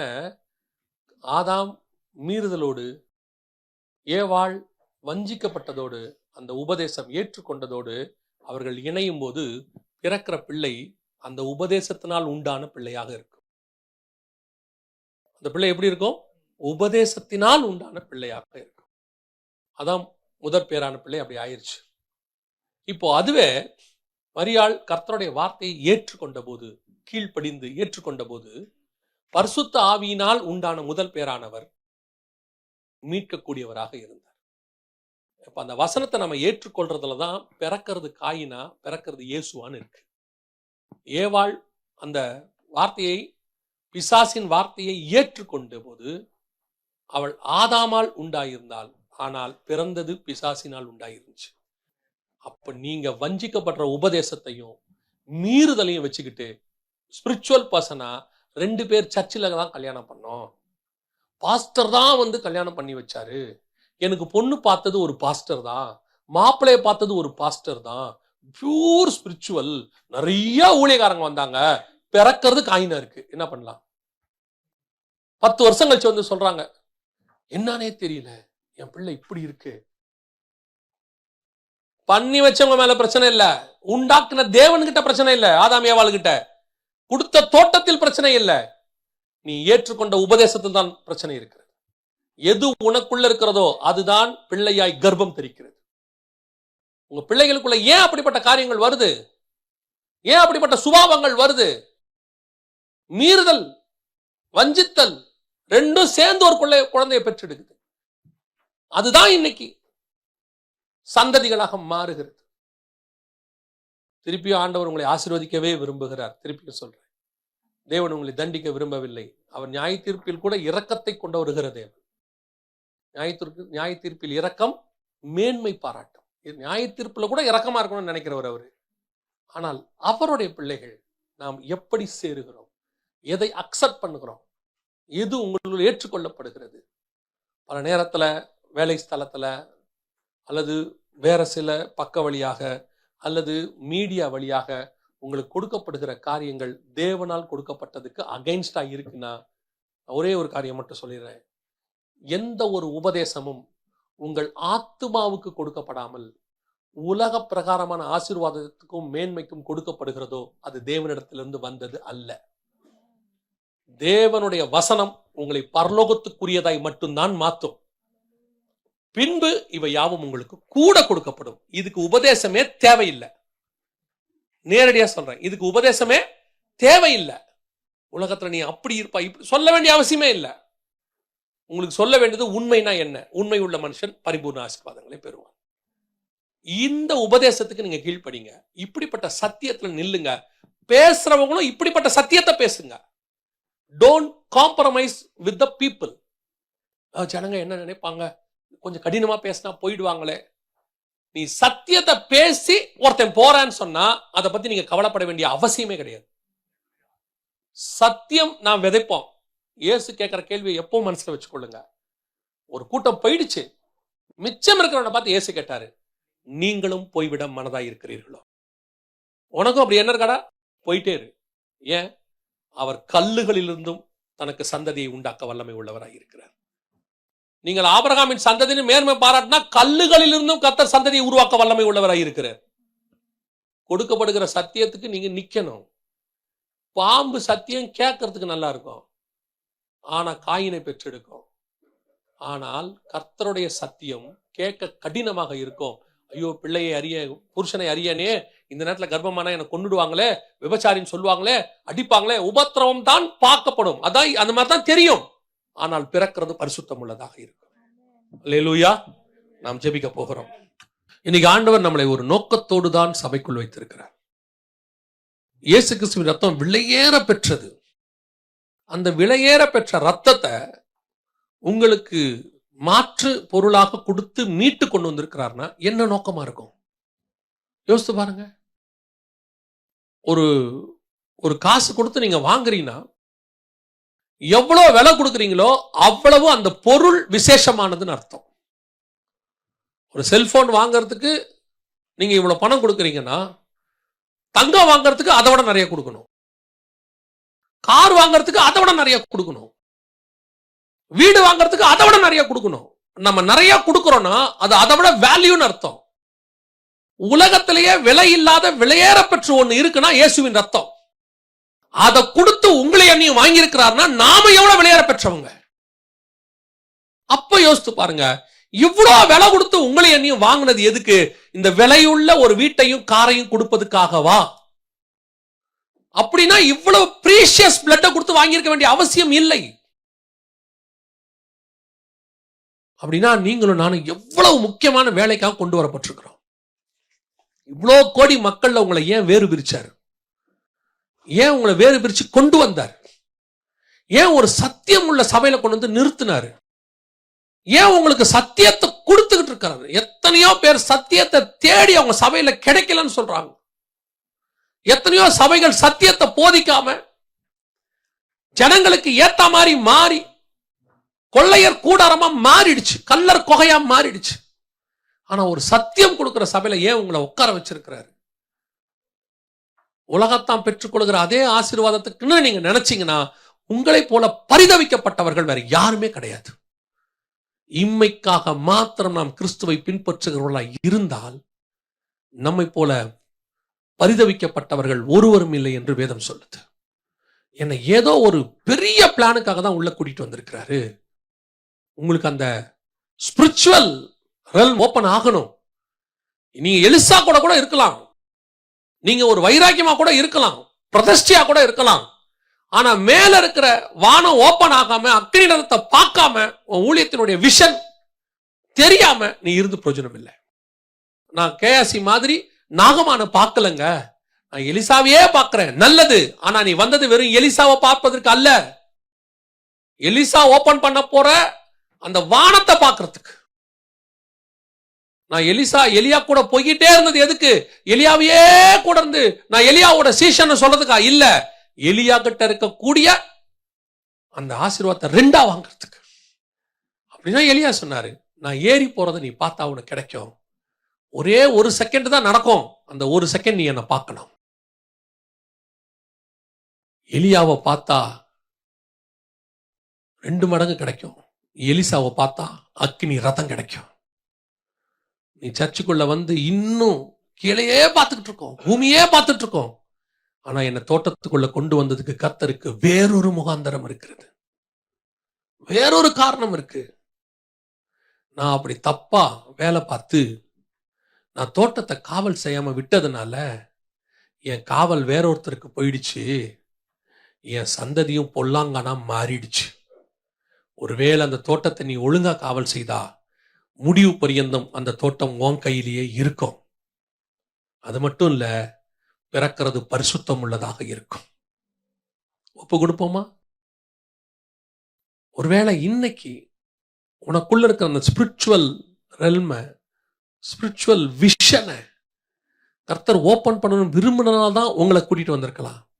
உங்ககிட்ட அப்படி ஏதாவது கர்த்தர் இன்னைக்கு இடைப்பட்டிருந்தா மட்டும் கரங்களை தேவனுக்கு நேராக உயர்த்தி, ஆண்டவரே, என்னுடைய அந்த விஷன், எனக்கு வைக்கப்பட்ட அந்த தரிசனம், அதுல நான் முடிவு பரியந்தம் ஓடணும், எனக்கு அதை வெளிப்படுத்தி கொடுங்கப்பா. நான் ஏன் உங்களுக்குள்ள வந்தேன், நான் ஏன் சத்தியத்தை கேட்கிறேன் அப்படின்றவங்க மட்டும், அப்படி விரும்புறவங்க மட்டும் உங்க கரங்களை ஆண்டவருக்கு நேராக உயர்த்தி, ஆண்டவரே, எனக்கு அந்த வைக்கப்பட்ட என்னுடைய தரிசனத்தை, என்னுடைய வாழ்க்கையை, ஆவிக்குரிய ட்ரெஷரை எனக்கு ஓபன் பண்ணி கொடுங்கப்பான்னு சொல்லி ஜெபம் பண்ணுவோமா? சர்வ வல்லமையுள்ள எங்கள் தகப்பனே, அருமையான நாளுக்காக உமக்கு ஸ்தோத்திரம். யார் யாரை என்னென்ன தரிசனத்தோடு கூட கர்த்தர் கொண்டு வந்தீரோ, எதுக்காக தாயின் கருவில உருவாக்கினீரோ, எதற்காக இப்படி கொஞ்சம் கொஞ்சமா ஸ்பிரிச்சுவலி ஃபீட் பண்ணீரோ, எதுக்கு அவங்கள கொஞ்சம் கடினமான பாதைகள்ல நடத்தினீரோ. எத்தனையோ பேருக்கு இருக்கிற விசாலமான பாதை எனக்கு கிடைக்காம நான் சின்ன வயசுல இருந்து கடினமான பாதை வழியா கடந்து வந்தேன். ஏன் சொல்றீங்க தெரியுமா? உனக்கு வச்ச அபிஷேகம் விசேஷம், உனக்கு வச்ச தரிசன விசேஷம். ஒருவேளை கூட பிறந்தவங்களுக்கு கிடைச்ச சில ஆசீர்வாதங்கள் உங்களுக்கு கூட கிடைக்காம போயிருக்கும். அவர்களை பார்க்கலாம் நீங்க நெருக்கப்பட்டு கூட இருப்பீங்க. 11 பசங்களை பார்க்கலாம் யோசேப்பினுடைய பாதை கடினமாய் இருந்துச்சு, ஆனா அவனுக்கு வைக்கப்பட்ட தரிசனம் பெருசா இருந்துச்சு. அப்படித்தான் கர்த்தர் உங்களுக்கு வச்சிருப்பாரு, அதுக்குதான் அழைச்சாரு. அதை பெற்றுக்கொள்ளுங்க. கடைசி வரைக்கும் தெரியாமே போகிறத விட, தெரியாமே நீங்க செத்து போகிறத விட, தெரிஞ்சு நித்திய ஜீவனுக்குள்ள போகணும். ஒப்பு கொடுத்து ஜெபம் பண்ணுங்க. உடைய கிருபையுள்ள கரத்துல தாழ்த்துகிறோம்ப்பா. கரங்களை உயர்த்தி ஜெபிக்கிறவங்களை கிருபையுள்ள கரத்துல தாழ்த்துகிறோம்ப்பா. இந்த உலகத்தின் மேன்மையை பெற்று நேபுகாத் நேச்சாரை போல, பார்வோனை போல ராஜாவா இருந்து நாங்க சாகரத்தை விட, ஆண்டவரே, உம்முடைய தரிசனத்தை பெற்று பத்மு தீவிலையோ அல்லது சிறைச்சேதம் பண்ணப்பட்டோம் எங்கேயோ செத்து போன சீஷர்களை போல நாங்கள் மகிமையில பிரவேசிக்கணும். ஆண்டவரே, கிருபையுள்ள கரத்தில் எங்களை தாழ்த்துகிறோம். எங்கள் ஆண்டவர் இயேசு கிறிஸ்துவின் நாமத்தில் பிதாவே.